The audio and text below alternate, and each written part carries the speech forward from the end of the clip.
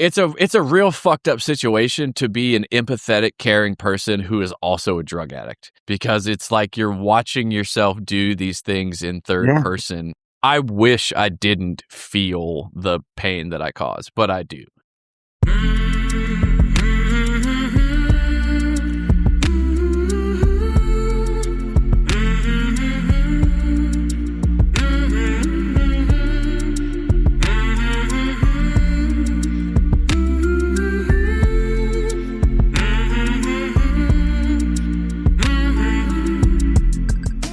Hey there, my name is Sean, and this is Suicide Noted.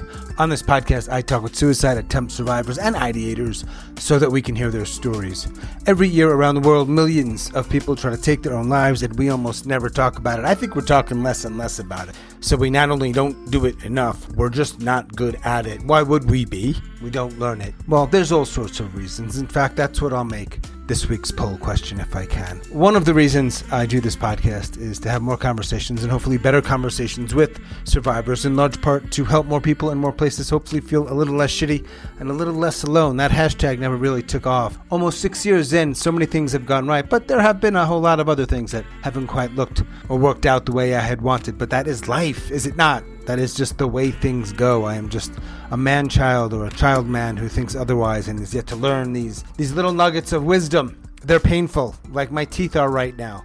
But I digress. If you are a suicide attempt survivor or ideator and you'd like to talk, please reach out. hello@suicidenoted.com. I'd love to talk with you. Learn more at suicidenoted.com. If there's something you want to know about that you can't find there, it is a pretty basic website. Shoot me an email, or you can find me on social media. You may have noticed there are only weekly episodes now every Monday, like it used to be back in the day. Once a week for a little while, then we're going to get back to our update episodes. That should be really cool. But for now, we're talking about suicide here on this podcast, as we have for 6 years now, or just about. Please take that into account before you listen, or as you listen. You can hit pause, you can hit stop, you can walk away. But I do hope, whether it's here or elsewhere, you listen, because there's so much to learn. Today I am talking with Jed. Jed lives in Louisiana, and he is a suicide attempt survivor.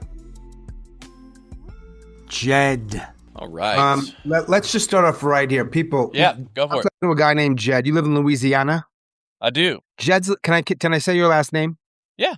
You want to start a conversation off around suicide with the guy named Jed Hain. This is what you want. Two, there's things around drugs and churches, and that's part of your work and organization. So right off the bat, we're down in the fucking bayou or near it, which I don't care if you're. We're in it. So we're in the bayou, which is good. I'm not. You are. Pain, drugs, and church. Like, what can go wrong in this conversation at this point? Exactly. Right. So we found each other through a guy named Jason in Georgia. Yeah. I had a conversation with him. He actually referred me to a couple people. No one refers me ever, but he's just wanted to, and that worked out well.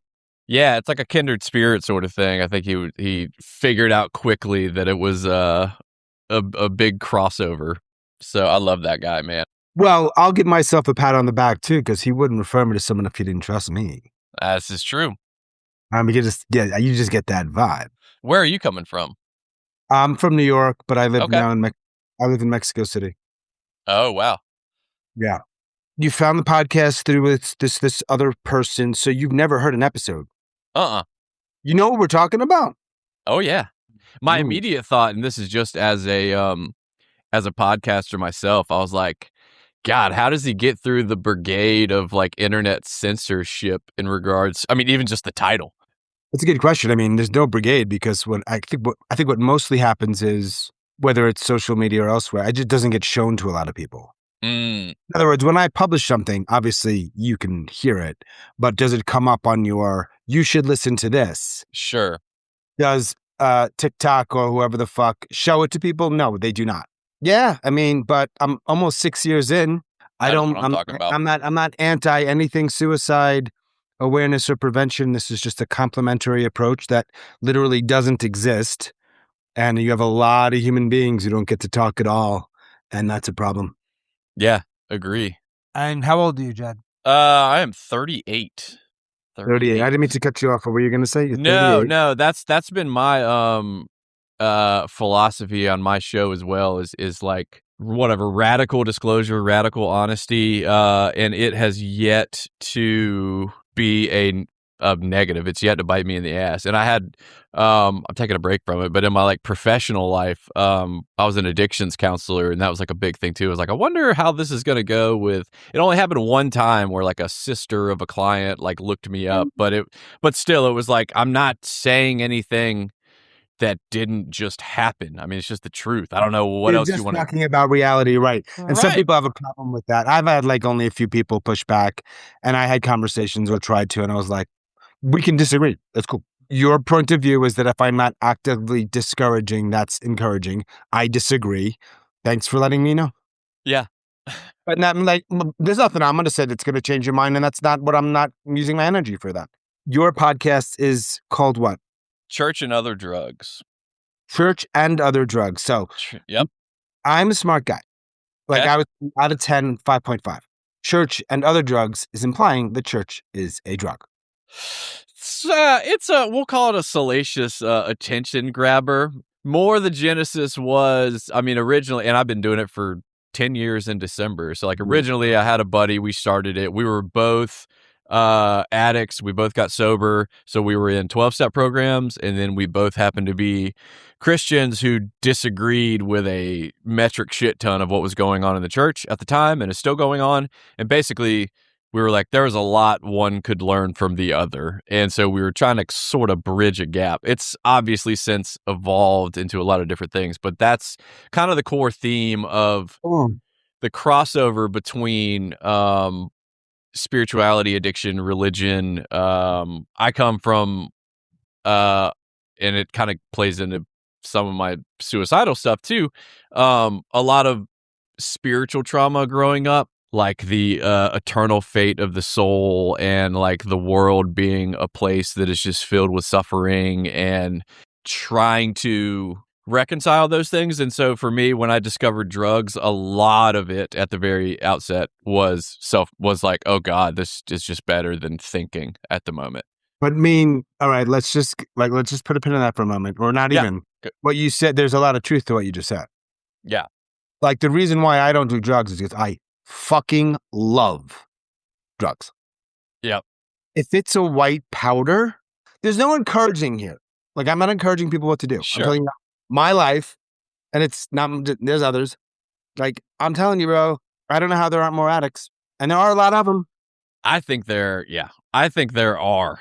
It's just what's your poison of choice. But I know what you mean. And I think it's one of those, it's one of those like, oh, do you ever wonder why people say things are like crack? Like, probably because it's pretty nice, and gets its hooks.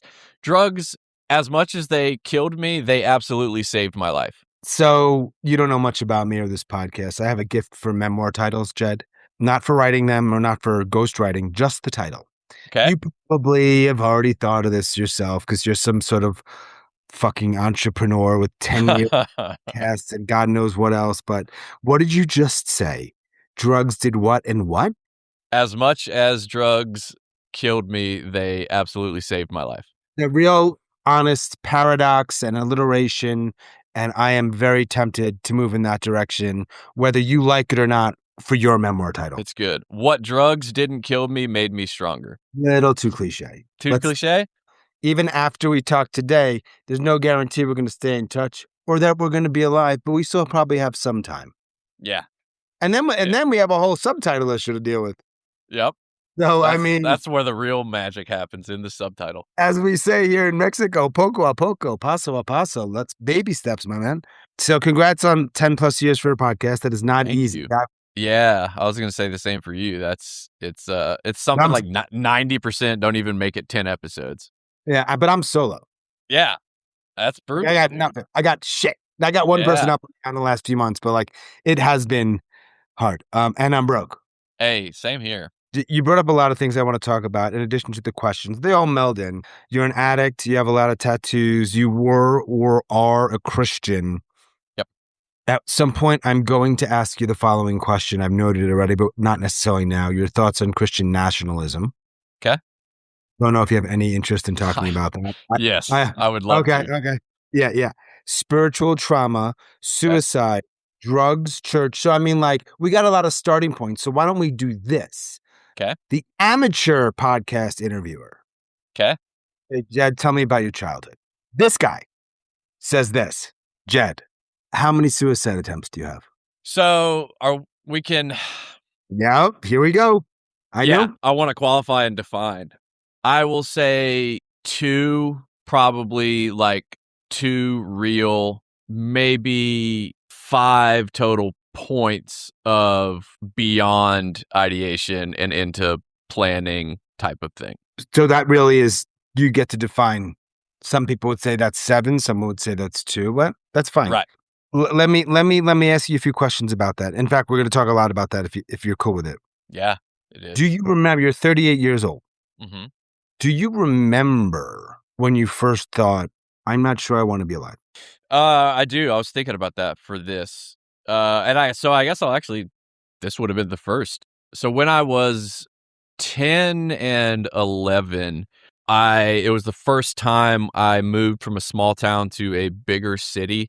I'd always had anxiety. This was the first time in my life. It was like the confluence of like pre-puberty, moving to a new city, not fitting in, and getting bullied. And so I developed these tics, like these anxious tics. I would blink. It was Tourette's. And I would breathe out of my nose, which I got mercilessly bullied for, which would just feed. It was just a horrible cycle.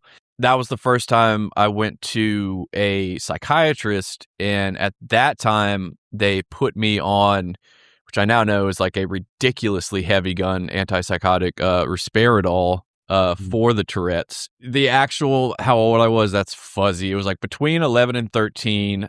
I remember feeling low enough that I took the whole bottle. That's like the classic immature idea of like, that's what you do when you want to kill yourself, is you just take a bottle of pills. And I did that with those pills. Do you know why it was that day? It was kind of... At that point, that's when I remember starting to just get really heavy existential lows. There wasn't like an event. And this may sound silly to people, but this is one of like my first traumas. I was a huge imagination role-playing kid, like elaborate scenarios with my toys and stuff, and it like brought an immense amount of fulfillment. And I do remember the day that I went to do that and I couldn't do it anymore. It was like my Peter Pan moment, I guess, and it was very devastating because it was like looking back, my primary coping skill for like reality was just... You couldn't do it because of the drugs? No, I just aged out of it, I think. It was just sort of like my imagination no longer worked in that way. Grown up out of that, but not into anything else. So I was just in this weird lurch. Yeah. Yeah. And I think that was just when I started getting depression. And I think also as an 11-year-old, I was not disciplined in taking my medication when I was supposed to, I think. So it was like, taking it one day, not taking it for 3 days. And that's like number one thing to not do with mental health medication, chemical yo-yo. Yeah. Which is also a pretty good name for a memoir title, by the way. Chemical, that is a good one. Yeah. I mean, you came up with it, bro.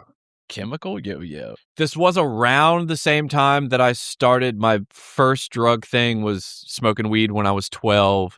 Because of my Christian upbringing and the beliefs at that time, the guilt associated with that stuff was huge. I mean, really massive. So you're a kid. What part of Louisiana are you in then? So at this point, I grew up in South Carolina. All right. So what kind of church are we talking about? It was I grew up in a Southern Presbyterian church. I don't know what that means, but I'm sure it was pretty serious. Yeah, and so I always say too, I'm not entirely sure what I was taught. I just remember what I heard. And what I heard was, I'm a sinner. Sinners are punished and go to hell. Sexual sin is some of the worst, but God loves you and doesn't want you to go to hell. So I was very obsessive. This is when I became obsessed with like salvation anxiety, like saying the sinner's prayer like every day, always asking my parents, am I saved? Like, am I going to go to heaven? This That's a lot of pressure, It's a man. lot for a kid. It's a lot. And that's just kind of like my whatever old soul, emotionally older. Like I just was always I felt these things very, very deeply. Yeah. Some kids would have just left church and go play. Right. When you say spiritual trauma, we're getting into that world to some degree. Yes. Yep. So then my formative, like my middle school, high school, this would have been the early 2000s purity culture youth group movement, which put an extremely heavy emphasis on sexual sins and premarital sex. And in your church, this was nationwide. This was a pretty big, what was it called? promise purity culture. Like Wait, you ever there's heard of another word a for it. promise ring? No, Jed, no, I don't know what a promise ring is. I know what a fucking mood ring is. Zach, can I give you my age? But there's another word, purity. There's another word. It's straight edge. Different than straight edge. Because purity culture, straight edge was, which I became a part of too, just because it was like the only cool thing to be and not do drugs. Purity culture was heavily religious based, and the analogy they would give girls was, when you marry your husband, do you want to give him a whole apple or an apple core? Because every time you have sex, someone's taking a bite out of your apple. If that sums it up for you. These are what they were teaching us, right? Well, that's what you were hearing. That's what your words. Yes. Very good. Very good. By the way, you just summed up the issues with both teaching and human communication very, very well. Yeah. It's less the words that come out of the mouth than what the person hears and or processes. If you could sum that up, you could be a millionaire. Sum it up and sell it, baby. Yeah. People try. But what's interesting to me is, as this is going on in South Carolina, rich history there with all kinds of things in terms of religion and race. And this isn't this podcast, but but it influences things for sure. Yeah. Jed's white, by the way, if anyone's wondering. I think you could be like native. You could be like native or something. Yep, I get that. But you're a pretty white guy. Yep. Yeah, it's true. Yeah, no, I mean, me too. You just have a lot more hair than I do, which you can go fuck yourself. But that's fine. we might edit that part out. Who knows? We'll see. We'll see the mood I'm in when I'm editing this thing. So the purity culture is happening when you're smoking weed at 12 years old. Yes, and this is what I found. So this is also around the time that I discovered masturbation. This is also around the time that like porno VHSs were being passed around the friend group. And what I found was, and so what would happen was I would go through these very intense cycles of, it's called like the sin repentance cycle, where it's like I do something wrong, I get intense guilt after it, typically right after, the sexual act. I throw myself at God, like, oh, please forgive me. It's this big emotional upheaval. At church, they're called altar calls, where like you would go and like, you do this publicly. Yeah. I mean, you're doing it privately, but you're doing it publicly. Like, I'm not saying it out loud. And what I found was that if I did drugs, I was able to have sexual experiences guilt-free.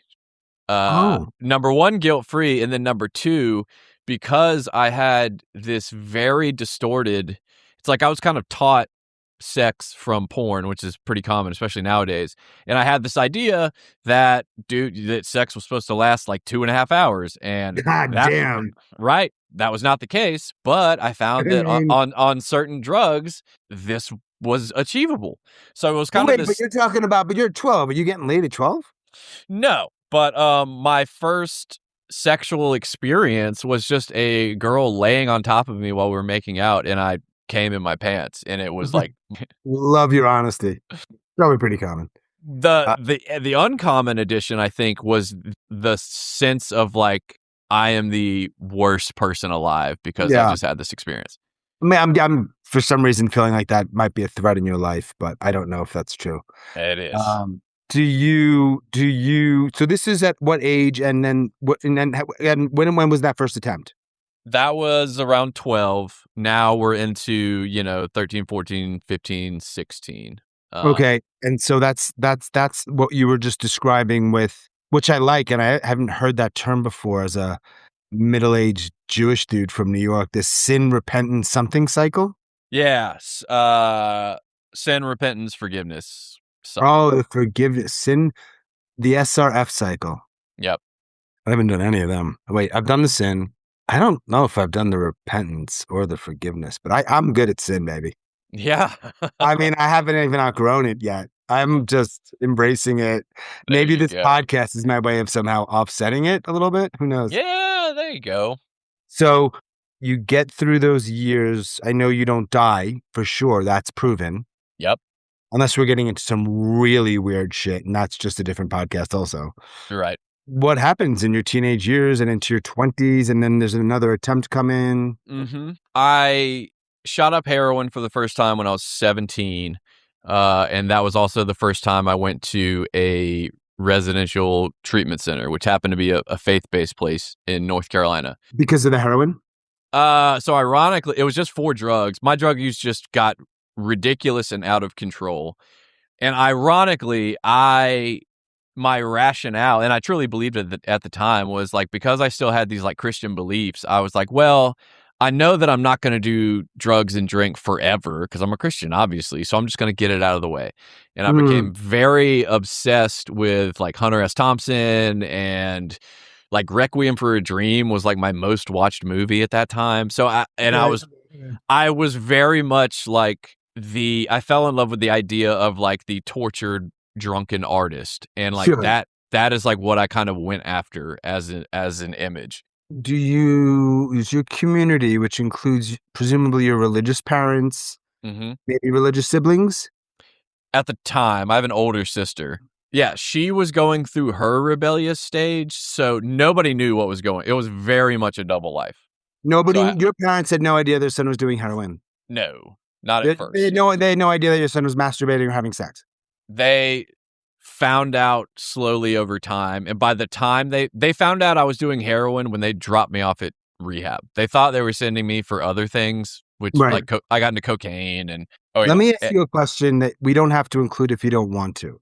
Okay. As somebody who's done every drug except for heroin, and there's a really good reason for that. How fucking good? Now, honestly, tell me, how fucking good is heroin? Oh, it's the best. Period. Yeah, it's incredible. Right, and that's the reason why I haven't done it. Yeah. Oh yeah. It's incredible. But now you got to be really careful, because you might not only get addicted to heroin, but you might die from fentanyl.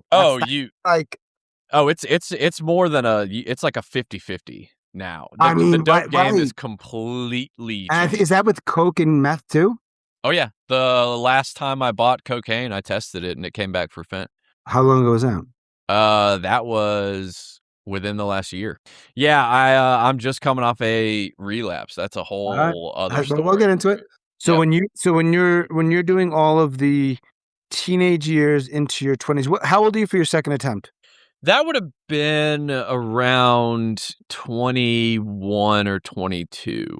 All right. In that time, you kind of painted a kind of pretty good picture of like life and religion and sin and repentance and forgiveness, and like how often or how deep are you ideating?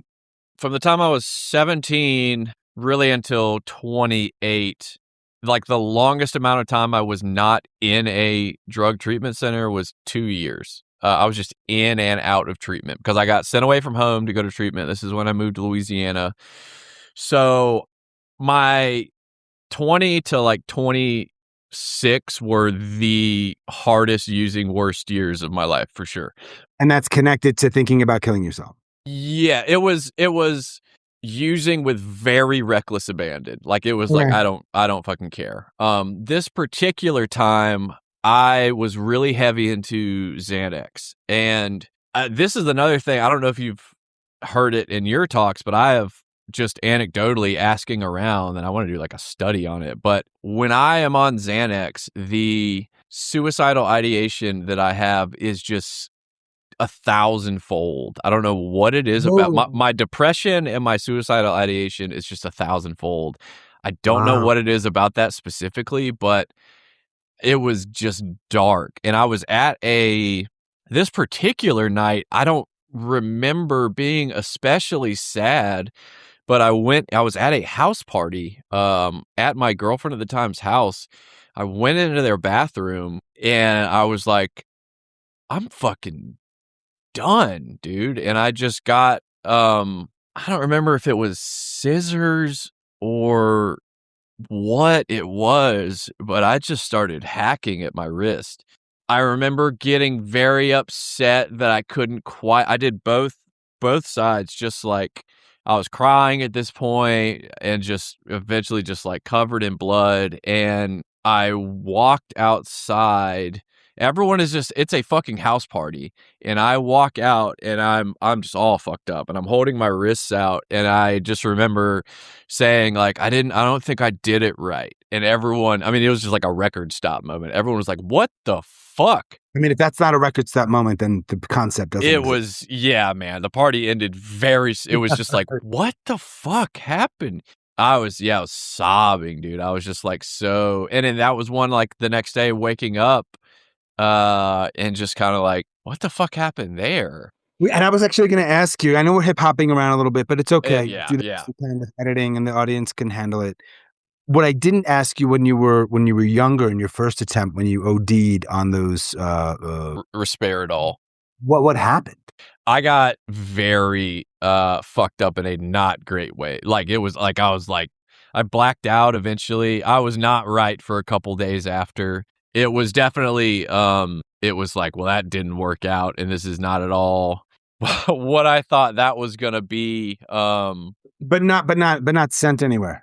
No, my parents didn't know about that one. Somehow I was able to play that one off. No, I didn't get sent anywhere. So your first time you go somewhere for anything is what you referenced in North Carolina in your teenage years for the drug addiction. Yes. Yep. That would have been kind of in between first attempt and second attempt, just kind of doing some math. Yep. And at that point, you're an addict. Oh, yeah, full blown. And your drugs of choice are heroin and anything else? What else? At that time, I was into IV cocaine and Xanax and heroin. Uppers and downers. Yeah, speedball is like my main. Like heroin and coke in a syringe is like, if I could pick anything on earth, that's what I would pick. That can't be healthy. Doesn't it, the little heart confusion never hurt nobody. Oh, really? Yeah, really? Man, no, it's not good. I mean, although there's an argument to be made that people would be overdosing less on fentanyl if they were doing some correct uppers with it. My buddy reversed a fentanyl overdose on me by shooting me up with meth. That's a true story. No, I'm sure. I mean, it's chemicals and they act in interesting different ways. And the legality, morality, whateverality of it is irrelevant. We're just talking about chemicals. Right. Absolutely. I mean, all the other stuff is just rhetoric and whatever we choose to ascribe to it, including your faith. So it was around this time so the faith thing, this is where I developed this idea. Once again, part of like what I heard and part of like a Presbyterian idea is this idea of like the wretchedness of mankind. It's called like full depravity, like the depravity of man, that like man is this, by your nature, you are this object of wrath, this sinful creature. And the world is broken and you're supposed to be in the world, but not of the world. So I really developed this idea, like, then why don't I just kill myself so I can skip all the bullshit and go to heaven? I was very, very convinced of this idea. Yeah, but you can go to heaven on a drug overdose? Well, so the idea is that, like, Jesus died for your sins. If you're saved, then yes. The whole suicide is a mortal sin, that's a Catholic idea. I didn't buy into that. I still don't. Yeah. There's a unforgivable sin type of thing is kind of made up, in my opinion. A lot of things that are made up, Chad. Right. So I believed this to the point that I was asking pastors, like meeting with them and being like, it was very catching them off guard. I was like, so why can't I just kill myself then? Like, I don't want to do this. Yeah. The life sucks. Can I not just go to, like, is it not the same? Like, I thought I had discovered some kind of loophole, which I found out later, even in the Bible, Paul, like, straight up wrote, like, I kind of wish I could kill myself to go be with God, but, like, I can't, so that sucks. So these pastors, oh man, like, did any of them, Were any of them able to at least hear you and engage with you in a way that was? Oh yeah, they were kind. They were Okay. kind. It was Nobody endorsed it. No. And it was very much like the idea being like, well, something's probably wrong with your belief system if like that's what you're getting. But you're a smart guy. I bet you tried to refute that idea with them.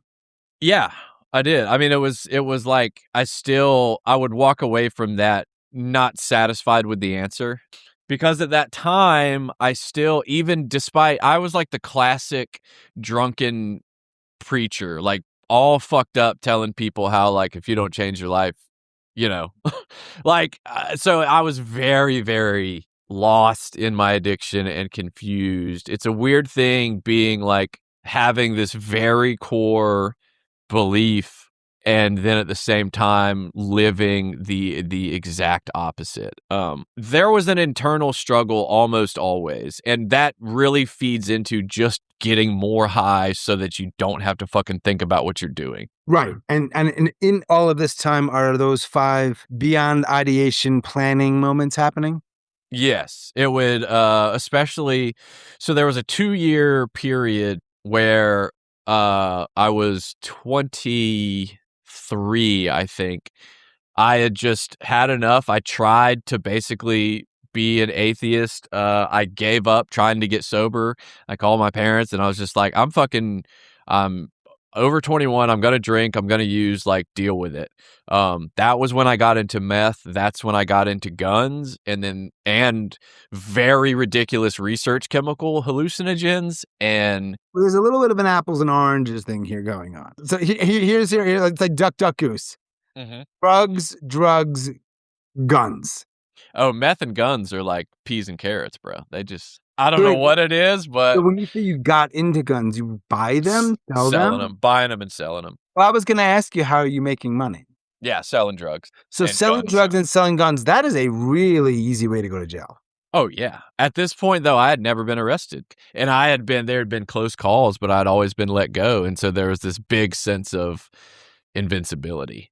What if you were black? Oh, I would have been arrested many years before. When I started getting guns, this is when I started putting loaded guns in my mouth regularly, sitting there writing about it, really feeling the pull. I mean, doing like revolver experiments of like cocking it, uncocking it. Sober, or is it almost always when you're high? Almost always when I'm high. And like dangerously high to where it went off between my legs one time when I was sitting Indian style, and when I was doing the unloading and loading it, and dude, it went off. So you lost the thing you talked about with your imagination changing at about 11 years old. If I had have asked, I'll pick a random number, let's say 10-year-old Jed in South Carolina, going to church every Sunday. He's probably in his finest Sunday clothes, having a fucking blast, imagining all these different worlds he's creating, that at some point, not that far in the future, he's going to be buying and selling guns and drugs and an addict. What would he have said? No chance. It's super interesting. It almost plays into like how I fell for the trap, because like I thought I was so against it that I was immune or something. I don't know. Addiction is very tricky, and there really is this imaginary line. It's called, they make the analogy like once you become a pickle, you can't be a cucumber again, but you don't know when you cross that line into pickle. It just happens one day, and you go from being able to control it to not. I from jump really was never able to control it. But then you were an early pickle. I was an early pickle. And let's both agree, and I think most of our listeners can agree, given the choice, most people would take the pickle. I mean, they taste better. Sure. I mean, you could play around with a cucumber and add some, blue cheese or ranch dressing and fucking throw it in a salad. But I mean, it's a pickle. So how do you, in your 20s, where I'm thinking it's kind of surprising you're not dead at that point. Extraordinarily. Or at least in jail. How do you get out of it? That's how that period ended, was me getting arrested. You got arrested. How did you get arrested? What happened? My house got raided. I got ratted on, I'm sure. I stole a car from a casino and forgot about it. And a month later, they came to my house serving a warrant on that, and I had drugs and guns fucking everywhere. Were you in South Carolina or Louisiana? I was in Louisiana.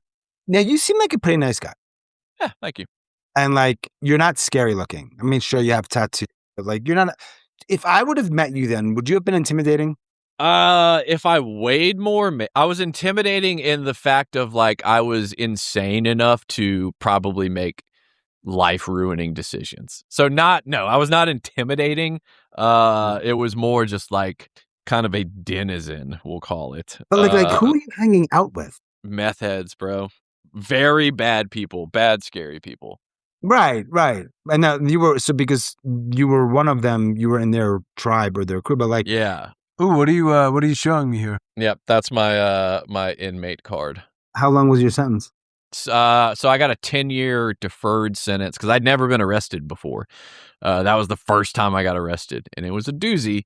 But you can do something called Article 894. Basically, it's like if I failed probation, I would have had to back up 10 years federal.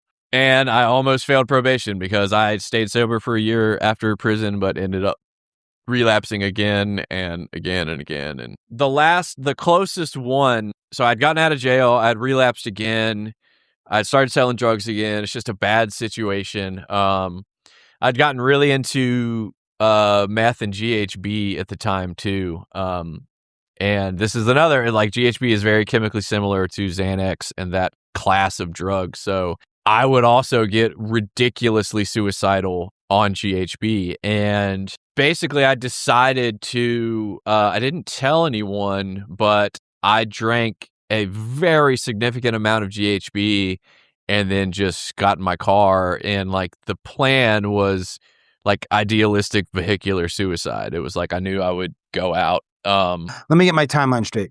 Yeah, for sure. Because you're saying this thing about the 10-year probation thing, but you still serve time in jail. Yeah, 6 months. But that's still a long time. Oh, yeah. Yeah, it was not great. That was the worst. That was... Like, I don't really care about all the details of jail, but, like, was it bad? Oh, it was super bad. Yeah, East Baton Rouge Parish Prison was fucking horrendous. Did you almost lose your life in there? It was either lose my life or the other horrible thing that happens. I didn't understand how prison worked, and I ended up owing people a lot of money, like jail money, food, because I was fucking emaciated and starving, and it's called 2 for 1. So, like, if someone loans me a cupcake, I owe you 2 cupcakes come store time. And this is kind of how, like, jail predation works, is like they'll just find weak people, vulnerable people, and, like, get them in debt. And then it's either you're going to get beat to death or, like, be a willing, participant. Like a sexual participant? Yeah. That was one of my first spiritual experiences in jail, is like when my store ended up not coming through, like my commissary. So, like, my debt was basically about to be collected. And basically everyone, all my previous allies were like, there's nothing, like, this is just how it is, bro. Like, you couldn't pay. So, like, y'all are gonna have to figure it out. And I was, like, sitting in my bunk, like, praying to God, and I got transferred out to the trustee dorm, like, that night at like 9:30 at night. It was so there's at least a minimal rebirth there. Oh, it was a whole rebirth. Like, I definitely found my faith again because, like, let's just be clear. When we're talking here about that, you were very likely to either be brutally attacked, killed, or raped, or some combination of those things. Right. So you avoid that because you get transferred. At some point, you got to know. I know I'm kind of fast forwarding. You almost go back in because after there were certain things that you were not allowed to do, and you were doing. You almost got caught, but you didn't. And I want to know, at what point do you then? When does it start to improve? And I assume it improves because we're having this conversation right now. Yeah.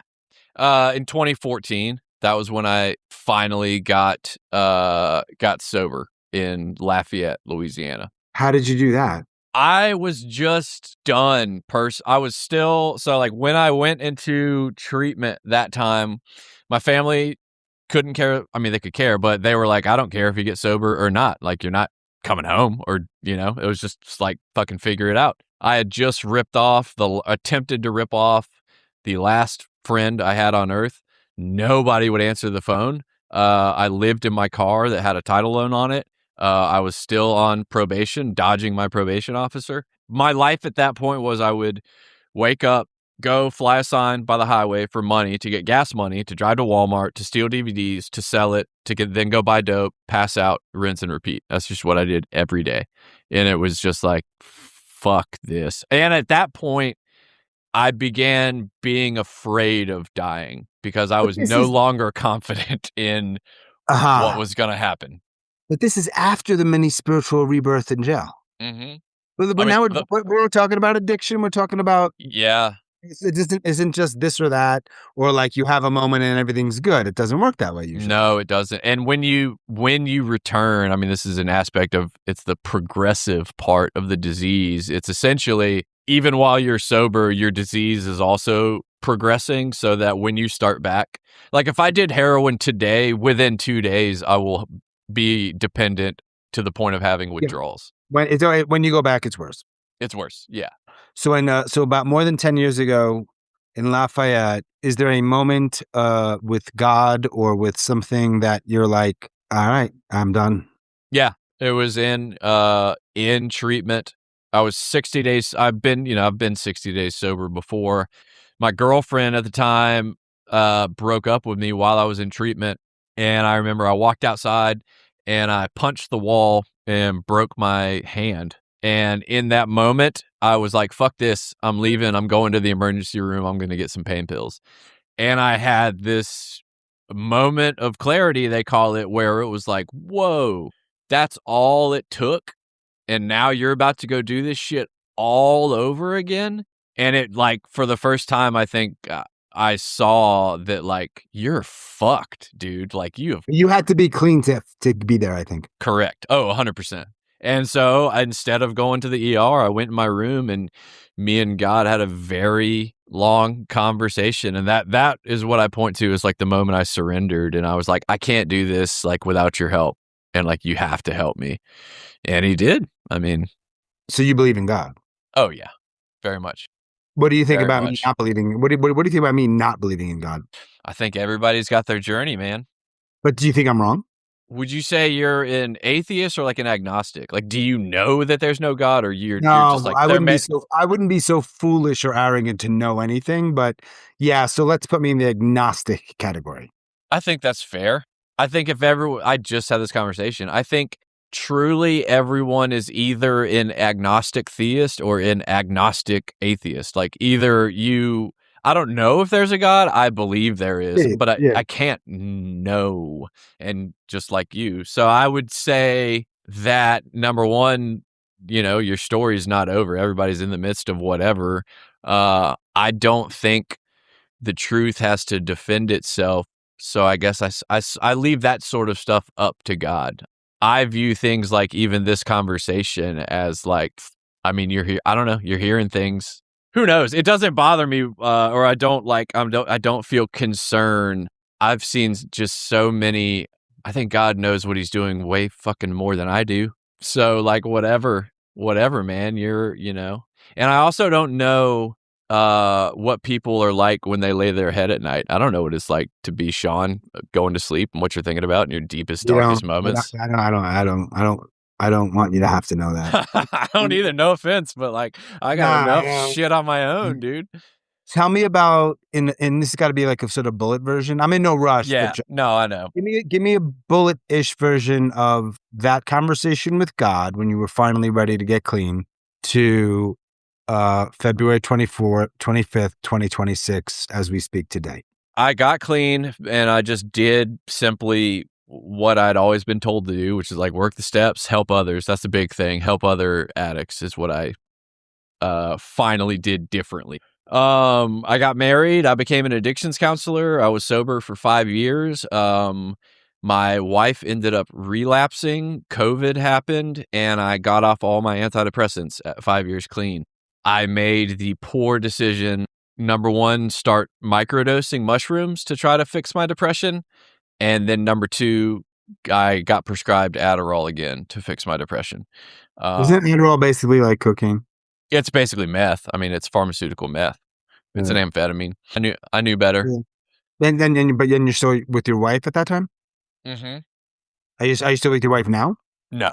So I relapsed in secret as an addictions counselor, which is a hell I wouldn't wish on my worst enemy. So now I have this gigantic secret that I'm afraid to confess because I was afraid of losing what I'd worked so hard for. And my marriage is falling apart. I'm using, at this point, it's like I'm using everything legal. I started doing kratom. I wasn't doing illegal drugs. That was like my weird rationale. But because of this secret, I had gotten a gun for COVID because this is the first time I'd owned a gun again. And I thought the world was ending and all that. So I was like, I at least need to protect myself. Got a pistol. But you had to do it illegally. No, I'm not a felon. Okay. Yeah. Everything got expunged since it was my first rip. Yeah, I ended up finishing probation. Thank God. So I'm not a felon. Yeah. Got a gun, COVID. Got a gun, COVID. My best solution to get out of, I started gambling again because amphetamines and gambling, like slot machines, are also my downfall. I lost a lot of money. There are people, it's a small percentage, who make it good money. Most do not. Most do not. And and there's one word for it. And you know what that word is? Huh. Math. Yeah, and I'm horrible at math. Not meth. Math. I am so bad at math. Automatically, that's all you need to know. But hey, I get it. Doing your thing. Okay. Yeah, it was the purest escape. And there was a casino down the street from my job, so I would just leave work at a treatment center every day. Go put in headphones, tweak out, and disappear into the slot machines. It was the perfect escape. Then I lost a bunch of money. Basically, like the jig is about to be up because there are just things that I can no longer hide. I knew that I needed to go somewhere, like a treatment center, but I didn't know how to do that without losing my job. This is where one night I got depressed to the point that I was like, I'm gonna shoot myself, and I wrote a suicide note, which I'd never done before. Yeah, I kept it. It's like one of those things I still just like keep around. I didn't do it that night. The plan was like the next day, and when I woke up in the morning, I walked into work, and my admissions guy, my friend, was like, "Hey, how's it going?" And I was just like, I just unloaded. I was like, it's not good. I was just sobbing, and I was like, I need to do something. And I was able to go get sent. So I was able, once again, I was honest about everything but the drugs. I said that I was gambling, that I'm getting divorced, and that I wanted to kill myself. I did not mention that I'm also doing drugs. And I got sent to a trauma treatment center for professionals in Kentucky, which saved my life 100% at the time. And then what happened was I got back, and a month later, my wife left me. And that day, I went and got high again. And the summation was, so then it was just basically from 2021 until September of this year, I was sort of high and sort of sober, and I was still working as a counselor. I got a new girlfriend. We ended up getting pregnant. I went to Mexico on a boys' vacation. Me and my sober buddy go on a vacation every year. And we went to Mexico that year. My idea was I'm going to go to Mexico to detox, but I went to a pharmacia and I was like, wait, you have oxycodone? Like I can just buy that? And I did. And at that point I was like, well, now all this bullshit about like you're not doing actual drugs is false.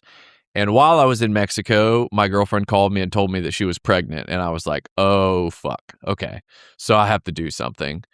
And so when I got back, I went to rehab. But once again, this was 2 years ago. Once again, I went to rehab out of town. I was still unwilling to tell anybody but who needed to know what happened. I relapsed again because I wasn't honest. The day I got to treatment, she found out that she had a miscarriage. So it was all this awful time. And I relapsed. We ended up getting engaged 6 months later, and she got pregnant again when I was 11 months sober again. I relapsed 2 months before my daughter was about to be born, and got sober again, relapsed again. I mean, it's just like the same song and dance. It's like at this point, I'm just doing like whatever, like pharmaceutical. Yeah, how many shit. times did you, however you're defining relapse, how many times have you relapsed?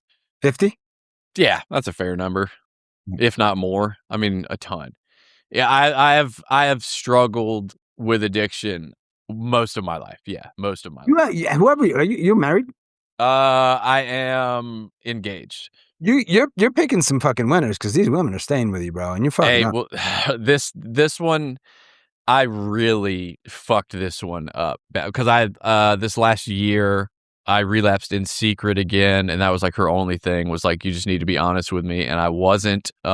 The past 5 months, like I'm just now about to move back home. I've been living at a sober living house. Is that where you are right now? No, I'm at my house, but I don't live here. I've been living at a sober living house. Yep. So I very much caused some very, very serious wreckage this time around that I'm still actively in the process of repairing. With your what? With your fiance. And by the way, Dad, are you a father? Mm-hmm. How does that feel? Incredible, scary, incredible, amazing, hard. I have a little girl. She's amazing. You worried that you passed on an addiction gene to her? Yeah, of course. Like literally we did. I mean, she's got the predisposition, but that's another thing. It's like, I also have the benefit of knowing exactly what, there's not much she's going to be able to hide. I'll put it that way. She'll get some stuff by you. She will, of course, but or she may not take that path at all, and she might not. My hope is that she rebels by thinking everything drug related is dumb because her dad was into it. That was my big joke, was like, if I ever catch her doing coke, I'll be like, oh, your old man used to do coke, and she'd be like, oh, dad, just ruin it for her. Not really. Don't do coke. Yeah, of course that's a fear, man. I think that was the fear that kept me from having kids forever, because I was like, I don't want to deal with what I put my parents through. Like, what the hell? Do you talk to your parents? Oh, yeah, we're so close. Oh, is that right? And what about your sister? It's getting better. We haven't been close for a while. Your parents, as much as people might want in my circles, and you might not like to hear this, rip on certain types of religious people, they're practicing what they're preaching because they are forgiving, and that is at the center of your faith. They are incredible examples of like actual Christianity. Exactly. It's way easier not to forgive. Way easier not to forgive. Yep. It's way easier to use. Yeah. And I fully believe that without, it's kind of the same thing with, like I said, about drugs. If I didn't have the core of like my faith and upbringing, there's just no possible chance I'm alive still. There's just no chance. With how nihilistic and cynical and straight up, I just like believe that like my mom's prayers kept me alive for a long time. I mean, just straight up, dude. I've had 8 hospitalized overdoses. I was in a coma for 4 days. I mean, it's just literally, I should not be here. Going back to the kid who used to feel guilt about everything. How do you feel about this stuff? By this stuff, you mean 38 years of putting your parents through a lot. I consider what I do with my podcast and helping people living amends for that I will be doing for the rest of my life. Basically, like everyone that I help, my parents get to share a piece of that. Like it's sort of like the payoff for their investment. Like, and I take it seriously. Like, I truly believe that I will get a chance and be faced with all the opportunities that I've been given to help people, and that I'll be held in account for that with what I did with that time. Drug dealing and relapsing as a counselor are probably the 2 things that I feel the most sincere regret for, and things around my family, like with my fiance and my daughter, where like It's a real fucked up situation to be an empathetic, caring person who is also a drug addict, because it's like you're watching yourself do these things in third person, and it's almost like that is why things like suicide become so appealing, because it's just like maybe it is a weird subconscious self-punishment of like that's what you deserve, but it's all, for me it was more like this is like I wish I didn't feel the pain that I cause, but I do. You do. If you've been doing it 10 years, given how you've just shared 10 years of your life, there's no way you were doing that consistently, the podcast. No, I did. That was the amazing thing. I just kept it up. Well, because that was part of the lie. And I listened back and I can tell it's number one. It's like I've been I did not say that I was using again, but I was always very open about like my depressive time. It's very much like just an online journal of like what I've been going through. And is it? Oh. I would talk a lot of people, like recurring guests and people. I talk about myself a lot. You have fuck you. You have a 4.8 rating. Oh, thank you. Haha. Yes. I say fuck you because mine's 4.7. Oh, maybe I can tilt the scales. So there's a few things that we both know having done this, and you have 396 episodes. I think I have like 330. It doesn't matter. It's hard to get people to leave reviews. Yes, it is.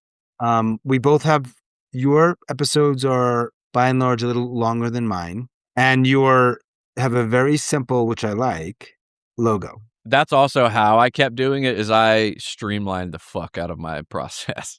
Yeah. And there were definitely times where it was like, I was usually like religious about every week, and then it would be like every 2 weeks, then sometimes every 4 weeks. Yeah. And then I would like rerun some old episodes. Like, I haven't missed a week. That's impressive. But I'm also not an addict. That's impressive. You might be a little podcast addict. Who knows? I actually am now doing 2 week. You're not wrong about what you just said, by the way. Yeah. Like there's a concern of mine actually that I'm causing harm to myself by the amount of work I'm doing on this podcast and other related projects, because a lot of them, the podcast I think is, and this is the only thing I can say about my life, I think the podcast is excellent. Listen one day, and if you disagree, I'd love to hear it, because I don't mind people thinking it otherwise. I think it's my life's work. I think it's done well. There's always room for improvement. A lot of the side projects, some of which were like goals to monetize, very few have worked out. That is what's killing me. Yeah. It's hard, man. It's so fucking hard. And I'm talking about suicide, number one, and I'm doing it in a very unique way where it's not all just, Jed, call 988 and go to the hospital. It's like, he hasn't heard that before. And right. Of course, open up if I do that. So there's a very specific intention behind all of it. Have previous guests killed themselves? Yeah. Like a significant portion? No. Well, I mean, I don't know for sure. But right. Yeah. I've had guests, guests of mine have overdosed and died. I mean, it'd be ridiculous if I had 330 conversations with people and they didn't. For sure. Right. These are quick. Don't expand. We don't have the time. How many people know that we're talking right now? 3. My fiance, my buddy Josh, and 5, and my buddies Rafe and Trayvon. I'm not going to ask you to do anything with it, but do you know where your suicide note is, the one you wrote? I do. It's right next to me. I wish we had the time for you to read it. It's short-ish. Go. All right. I'm sorry. I tried to stay, but I don't think I'm made for this world. If I was, I wouldn't hurt all the time. I don't want any of you to be sad or blame yourselves.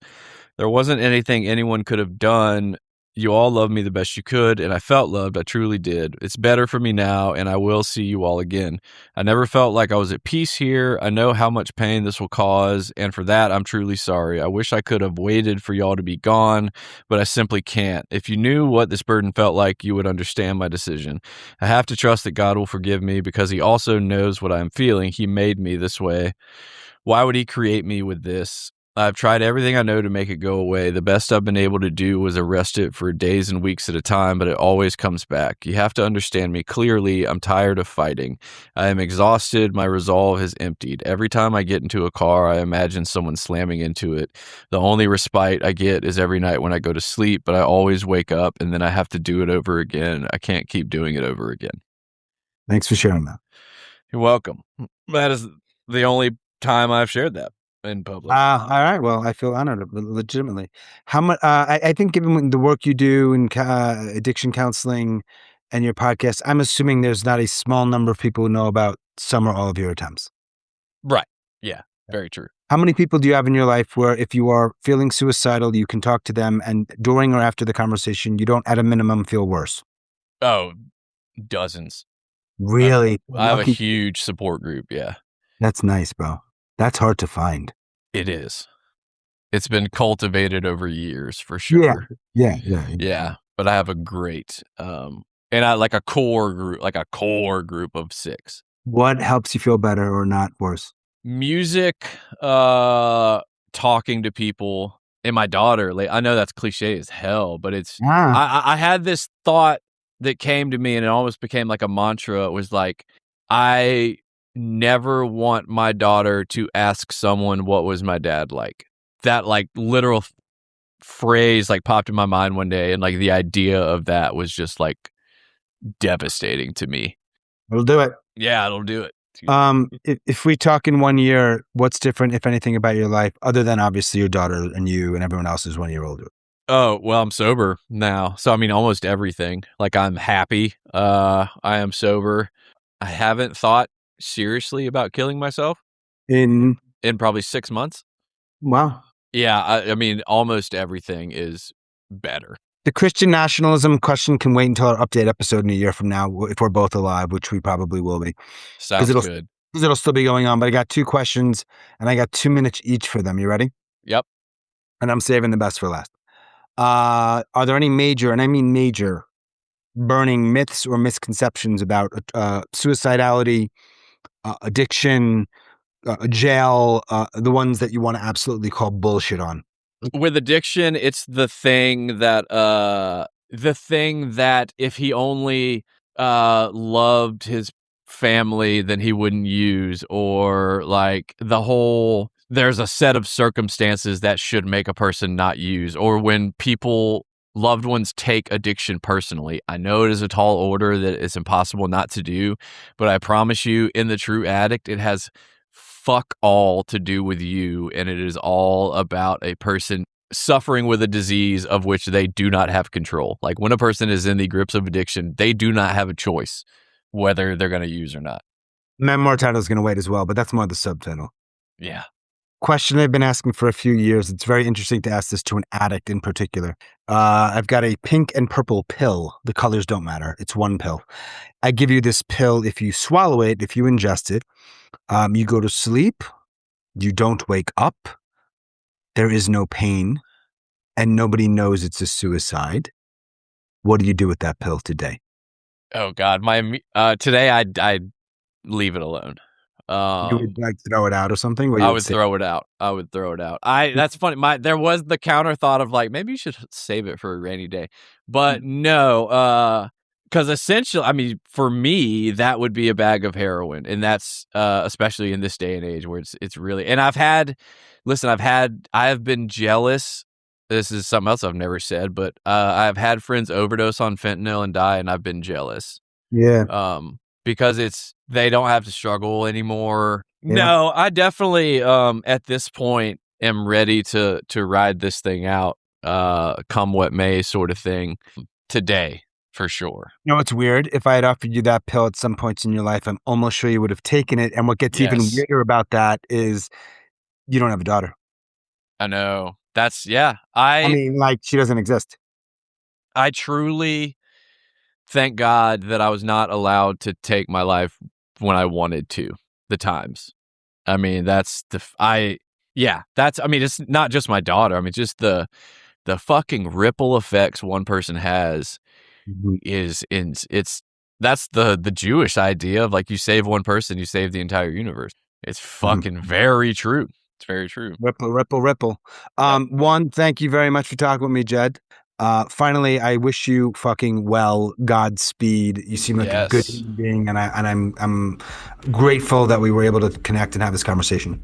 Me too, man. Thank you. Thanks for bearing with the rescheduling and stuff. And I would love to have you on if you ever get a chance, man. You got my email. All right. Talk to you soon, brother. All right. Cheers. Bye. As always, thanks so much for listening and all of your support. Special thanks to Jed in Louisiana. Thanks, Jed. If you are a suicide attempt survivor or ideator and you'd like to talk, please reach out. hello@suicidenoted.com. I'd love to talk with you. And that's all for this week's episode. Stay strong. Do the best you can. I'll talk to you soon.